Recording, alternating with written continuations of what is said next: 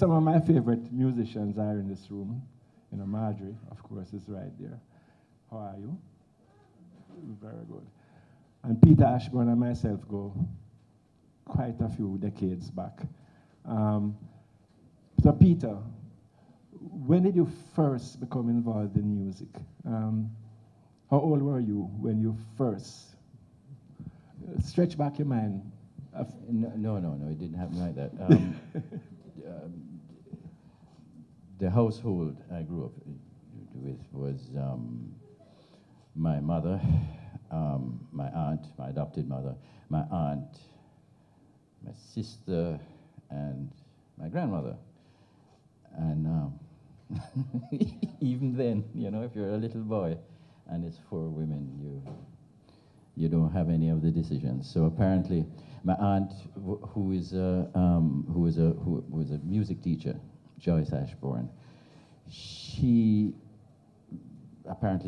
heard me, you know, the people who went by on the street and did the, you know, fish and the little singing their stuff, and I would reproduce it, you know, accurately. So, in typical of that generation, she said, "Thelma, the child has a good ear. He does the violin." And that was the end of that, right? So that's how I got into music. It wasn't anything to do with me. Okay, so you started first with the violin. Yep. How old were you at that time? Yeah, I think I was it was 8. It was a year after I went to high school. Okay, in case anybody missed that, Peter went to high school at age 7. Yeah. At 7-year-old, he was with 11 and 12-year-old boys. Now, that must have been some kind of experience. Were you bullied? No, I was just too small to be bullied. Okay. They used to call me Quit, yeah. I went to high school because I was finished with prep school. Yeah, the term prodigy has been used for Peter on numerous occasions. He was at prodigy and violin as a very young person, obviously. And he has been a prodigy in other things. When did you start composing, Peter, that you can remember? No, it's my mother who told me. It was age 11, apparently. I sort of remember the melody, but it wasn't a great melody, but it wasn't a... Hum it for us. No. Yes. No. Everybody wants to hear the melody. It went, la da da da dee dee da da da da dee dee, la da da dee, something da da dee da da. That's all I remember of it. But and you notice he can't sing it without play using the fingers. Does the finger? No. Actually, that's a thing I discovered, you know, about 10, 15 years ago, and somebody said, when you think of music, do you see a keyboard in your head? And I went, huh? And then that's when I realized I do see a keyboard in my head. I don't write at the piano. I don't have to. I don't write at the piano unless I want a certain kind of sound. But I see a keyboard in my head. I was astounded to realize that was what I did. That's how I set my pitches. Okay. No, you were involved in, I guess, popular music at a early stage, studio work. But then you went and studied music at Berklee in Massachusetts. Tell us about that. What was your area of study, and how was that experience?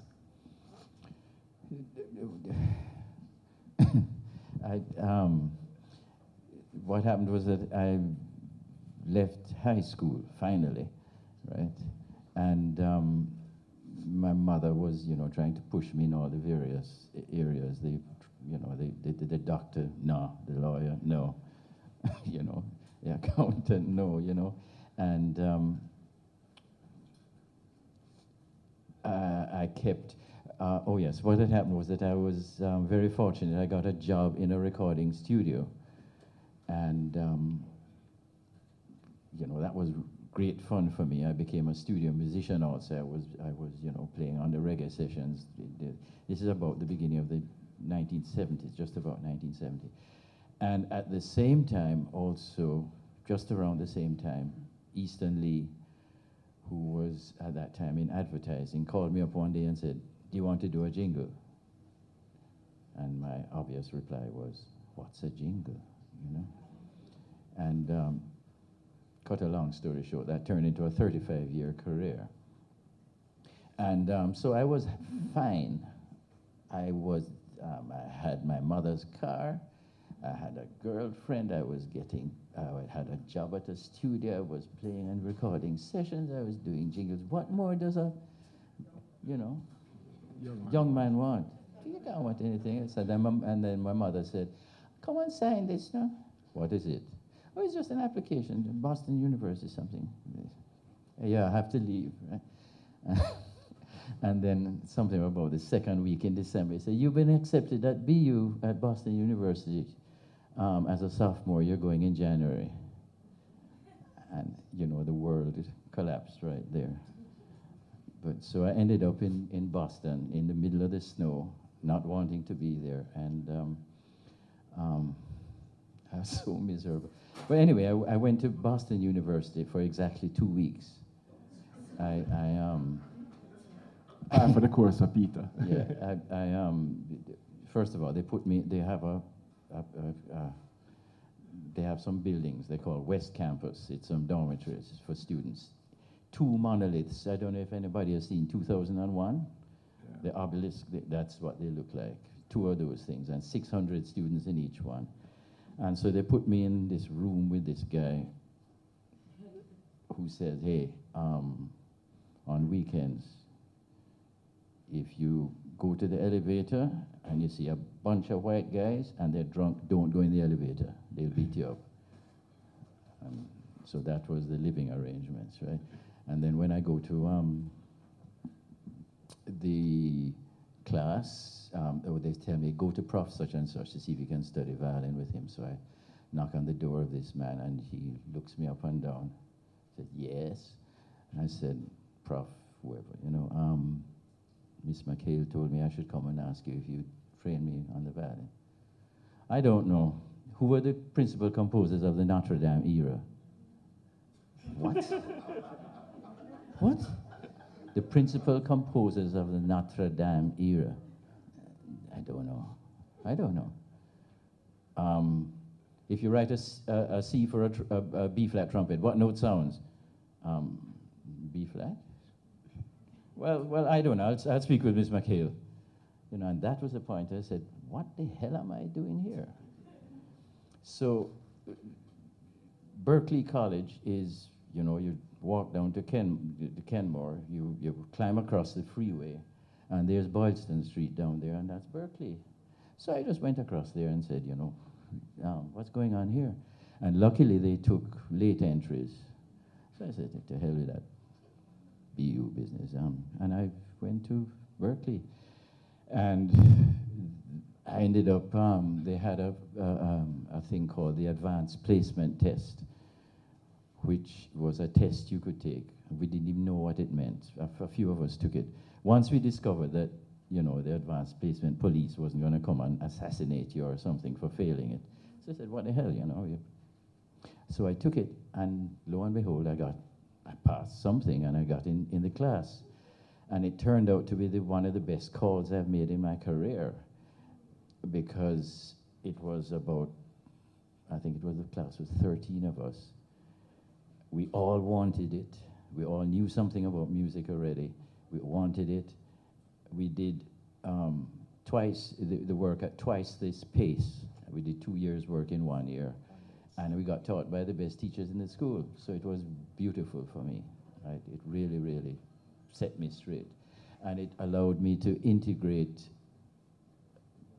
the training, the actual theory of it, with what I'd been already doing. I started to understand what I was doing before on a technical level, which has helped me very much now.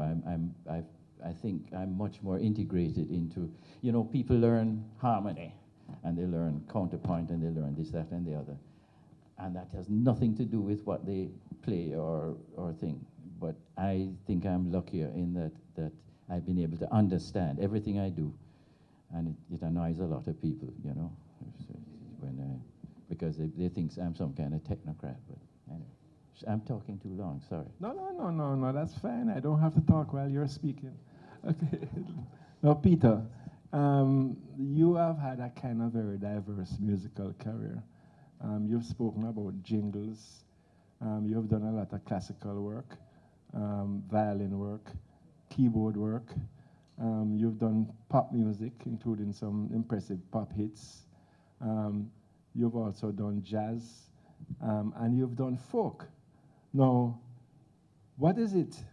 What is it as a composer? What puts all these things together? What is it that allows you to step from your pop outfit into your classical outfit? It's the type of person I am. Not everybody can do it, and not everybody likes to do it. As a matter of fact, actually being allowed to do this is a function of living in a dot in the ocean, right? Where in order to survive, you have to do a number of things. If I was living in the developed world, I'd be forced to specialize. I'd have to do one thing and do it, you know, do it well, do it at a competitive level. But here, the standards are obviously a little lower, and so I can get away with dabbling with all sorts of things. Okay, the folk songs. I know in terms of the folk songs, you have done some... Oh, you mean the things that I did for Dawn Marie Virtue? Exactly. Yeah, okay. You have done some stuff that has been very highly rated and respected and has become quite popular. But tell us about it, because I know that you have a view on that. Okay.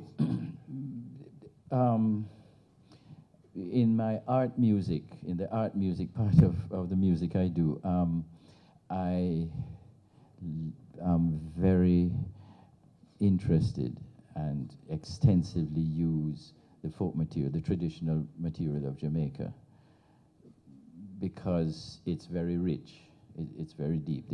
As I said, it's a dot.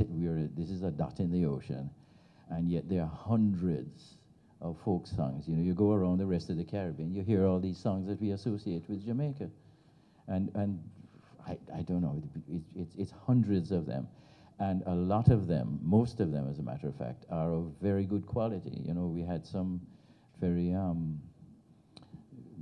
very talented traditional composers. So it would be a shame to let them just, you know, so I fool around with them. You know, I've done things with them. Now, how those folk songs, it's a set, really became a set of 5 folk songs that I did for my good friend and colleague Dawn Marie Virtue. And because she was badgering me, you know, can you do something? Dawn Marie is an accomplished singer, for those who don't know. Because she wants to perform it. And she badgered me for about, I think it's about 4 years. And then she finally said, I have a concert coming up. Can you do something? And then I think I eventually gave her 3 other songs. And boom, all of a sudden, everybody's talking about them. Perhaps because I don't treat it the way, the normal way you treat a folk song. The folk song implies a certain harmony, usually, and it's usually pretty straightforward, right? The straightforward traditional harmony. Instead of doing that, I've used some different, what they call 20th century composition techniques, for want of a better word, and to accompany them, and it has given them a sort of different flavor, yes, you know, and I don't know. I guess it has appeal like that, appeal that's above and beyond a traditional rendering of a folk song. Okay, what is a composer to you, Peter? Because, I mean, we're here celebrating composers. What is a composer? Because there's a songwriter, right? There's a lyricist, you know. Yeah. What is a composer? What defines a composer? Well, a composer is somebody who makes up Music. makes music, and with that definition, all of our songwriters in the pop idiom are also composers, but it's just they compose in one particular idiom of the whole field of composition. I think when people talk about composers nowadays, it's used a bit loosely. I notice with movies now, they say, you know, this particular movie, and you hear about Adele, and you see, you know, Robbie that, and Justin that, and then you see music composed by James Newton Howard. What is it? Composer, James Newton Howard. As if the songwriter is not the composer, but the person who has written the cue music, the mood, the music to enhance the mood of the film. I don't know. I don't make that. So I suppose that's what they're referring to. Okay. Classical composition. What is classical? Because classical is a you know, it depends on who you talk to, because for musicians, classical is a certain time, right? Mm-hmm. And for the general public, classical is something that's not pop. For the 20-year-olds, classical music doesn't even exist. In Jamaica, apparently the music, as far as I can see, is vocal pop music. Everything else is, I don't know, noise or something is just not music, or you know, and that's what it seems to be.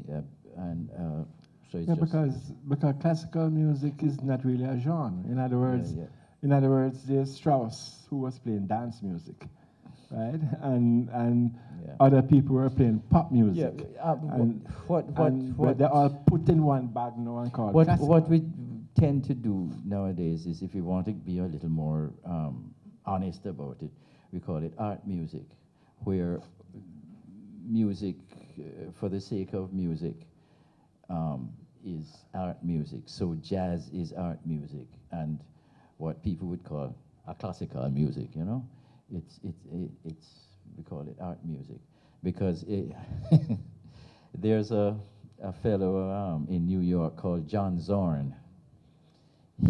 I think his main instrument is the alto sax, but he's a composer. He really is a composer. But if you ever heard what he did, his instruments are the alto sax sometimes, but there are duck calls, whistles, anything that you can blow and make a sound, he does it. And if you hear it, after you stop laughing, you will be saying, what is it though? Mm-hmm. And he's a composer. So it's probably better to use the word art, the term art music for it, you know. There. What are the compositions that you have had, that you have created, that you are most proud of? Not proud of any of them. Typical Ashbourne.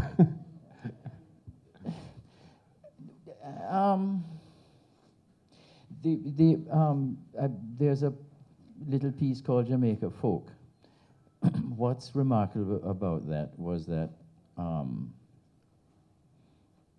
Eddie Seaga, who at least you know, recognized the need for the exploring of the Jamaican, traditional Jamaican music. He also started the Jamaica Festival, and I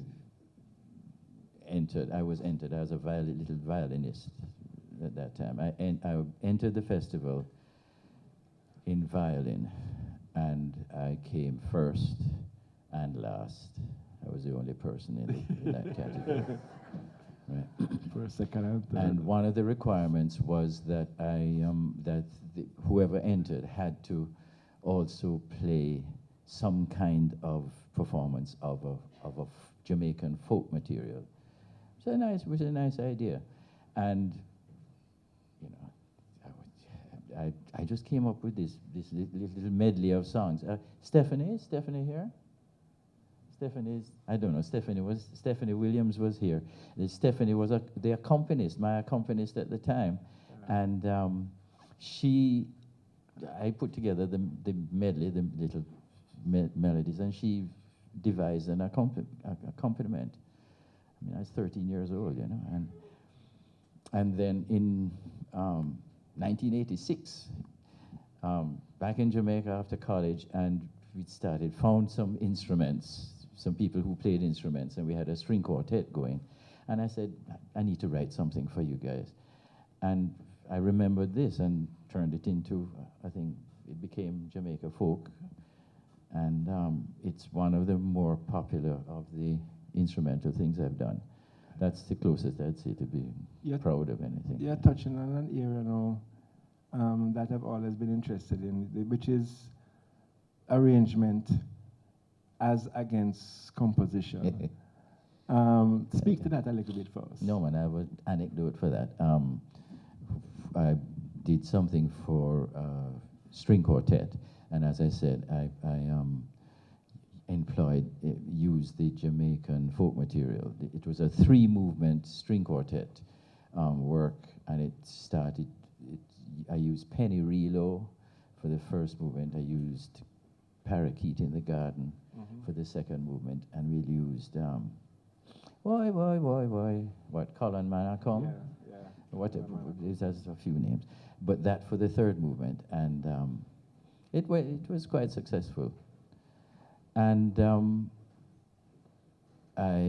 performance went, and then I saw a friend of mine who was, you know, in the arts, but not in music really. And I said, "You heard the thing, what did you think of it?"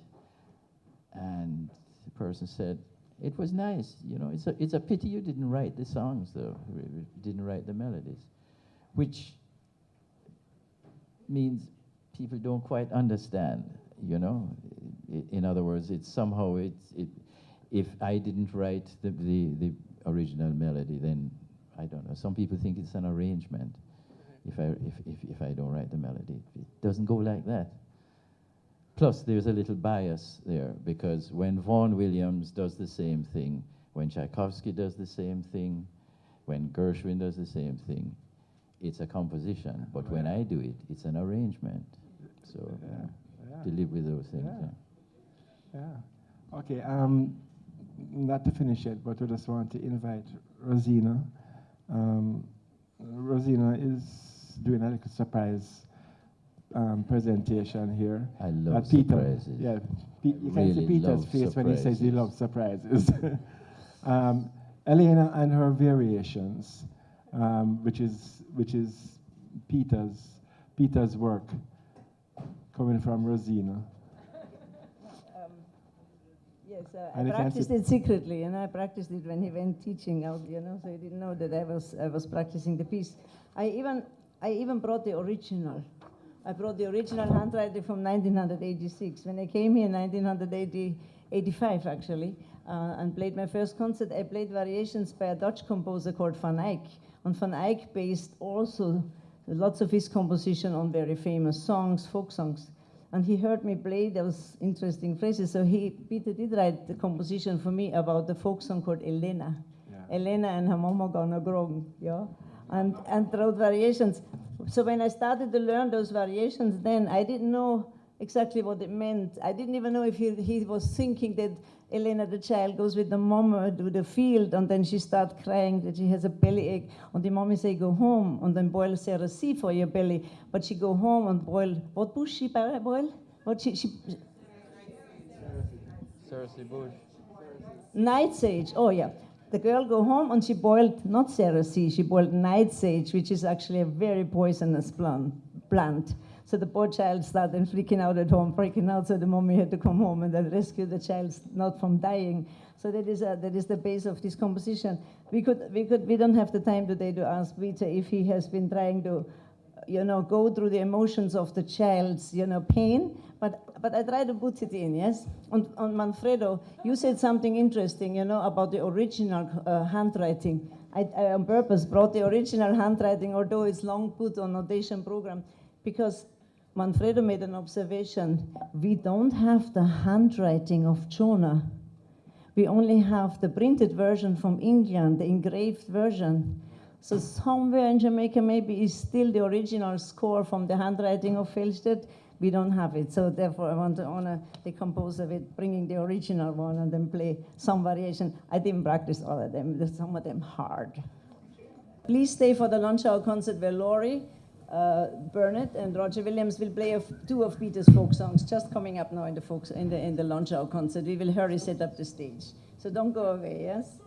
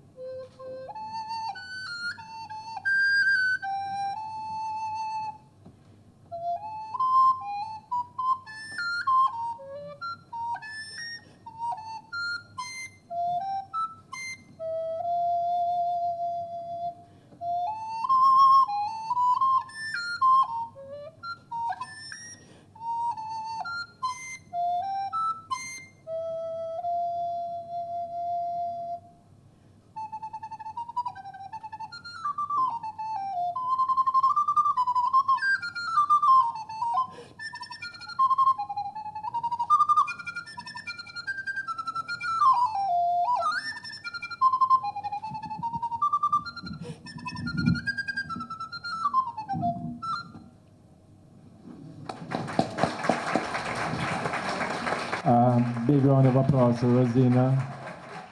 And of course, the composer, Peter Ashbourne. Peter, tell us the composition process. What is that like for you? Usually we have to start with an idea, but sometimes you don't. I just had in mind my jingle, my work as a jingle composer and producer.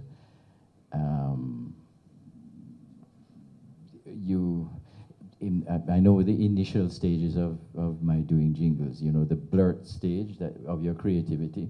Anything that comes in, you can just turn it around and whoop, out comes something great. Something comes in again, whoop, two things come in, you go boop, boop. Well, when you get to when I got to about 400 of those things, something comes in and it's dead easy, and you look at it and nothing stares back at you. That's when you have to rely on your experience, your training, your talent, right? But you have to start with an idea, and that's the most difficult thing, to get the germ from which everything else will grow. There's another anecdote with that. It's very quick. It's way back in the days. It's an ad for Dragon Stout.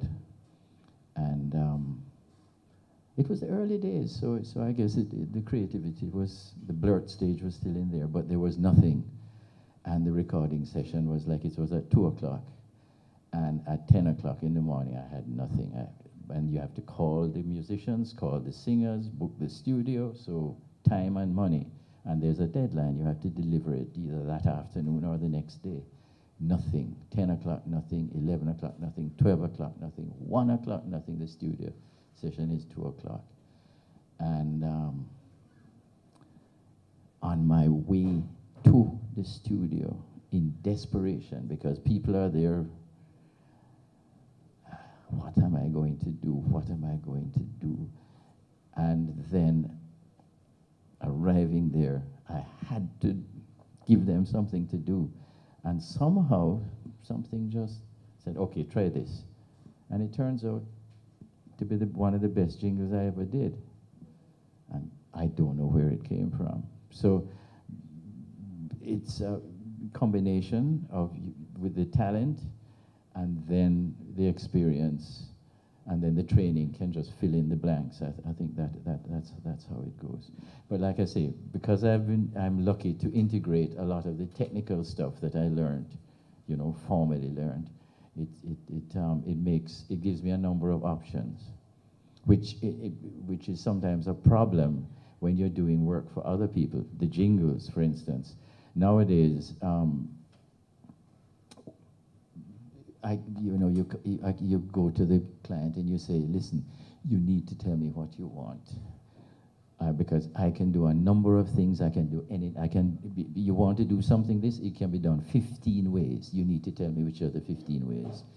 You need to talk at me. And they don't understand that. They want you to come with something, and then they say, I like it or I don't like it. And I keep telling them, we cannot establish what you want by eliminating what you don't want, because it's wasteful of everything. And this is, you have to start with something. Does volume help or hurt the process in terms of quality? I mean, we know about people like Bach that were writing for church every single week, every Sunday there was a new piece that was created by Bach. Isn't that amazing? That's absolutely amazing. But Mozart is probably the most amazing one, you know. But Bach, Telemann, they just cranked out the stuff. They say some people in Jamaica have an idea that Ashbourne works best under pressure. I don't. It's extremely painful. It's extremely painful, and it's too much stress. And I'm not young anymore, and so I don't want the stress. I don't want the volume. I want the thing. I'm doing something for Miss Carmen and this Spanish embassy. There's a saxophone player is coming next month to give a concert. Please come. And I've written a piece for him, you know, and I finally managed to crank out the piece in the middle of all the other things I'm doing. Gave it to him. He said, thank you, it's very nice. Can we do a cadenza? I said, you know, Angel, it's a nice idea, but you want to do it, or you want me to give you an idea? I like how you write. You do it.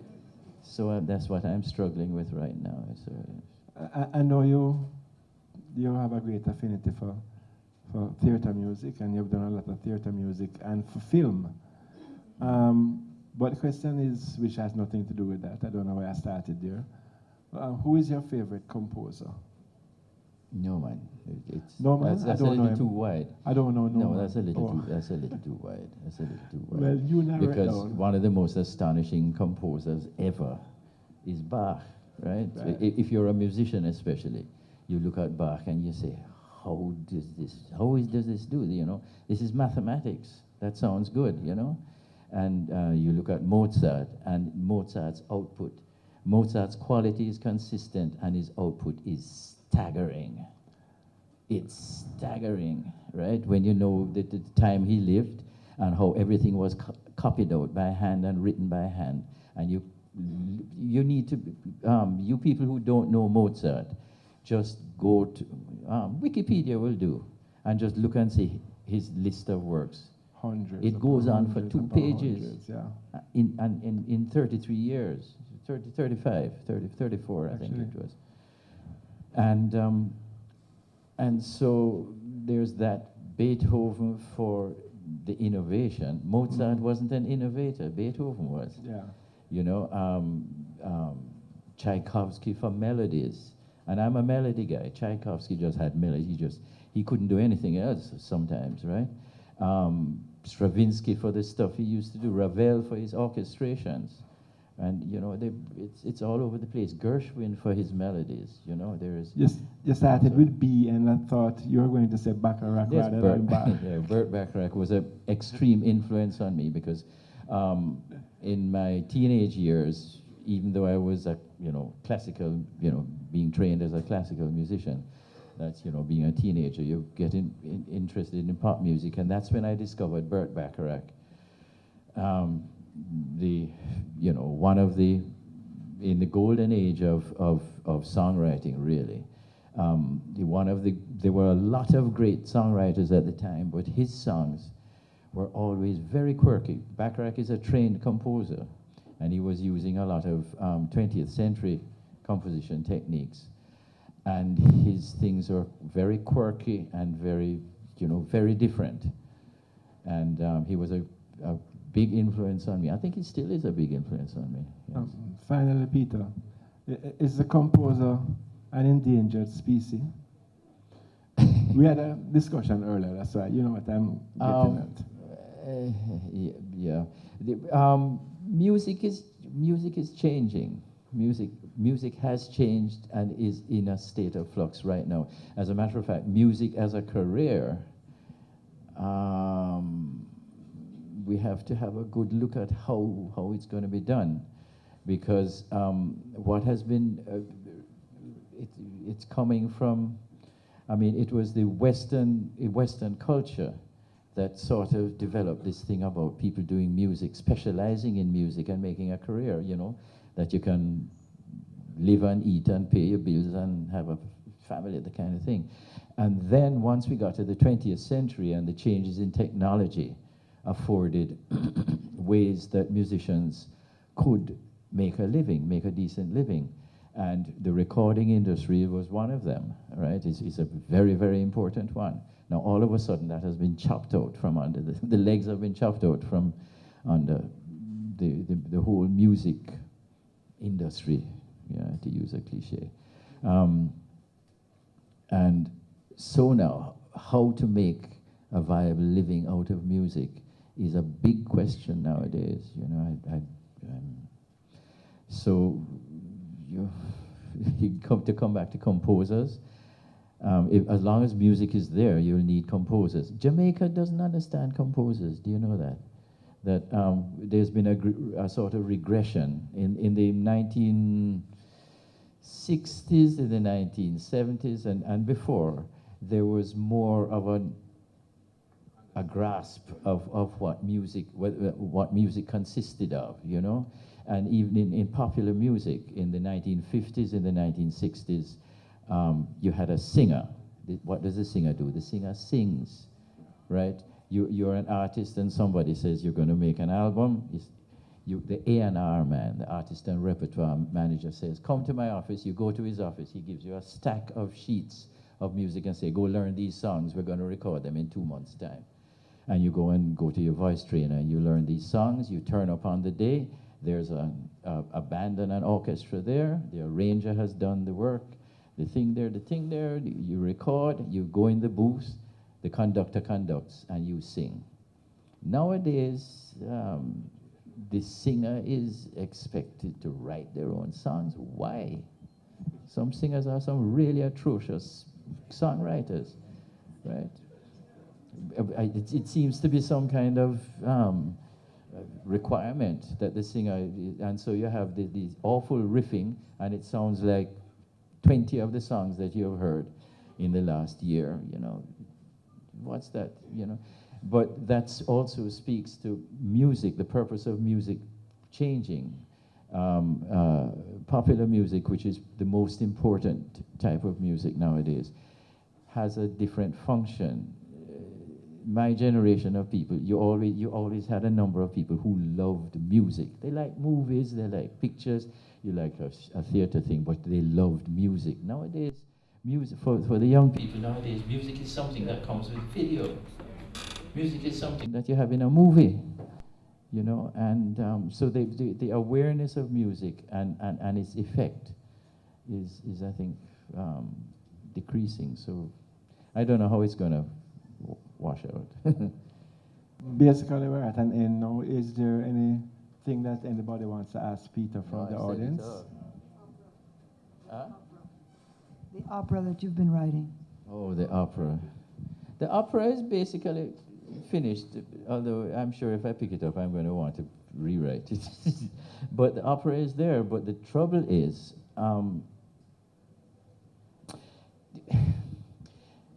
what passes for performance in Jamaica is nice for Jamaica, I guess. I'm sorry to say it this way, but it's not good enough for me. If I do an opera, I need some people who can sing. We need to have a proper set and something. The half-baked things. I know. Yeah, I see Michael there. No. You have to understand. There are, the half empty and the half full people. Michael is for instance, my colleague Michael, who I respect highly, and I rate highly because he just keeps turning them out. Michael gets it done. I want to get it done right. I want to get it right. He gets it done. No. It's not that, no. And it depends on how you look at it. And maybe that's the problem. That's it. Okay.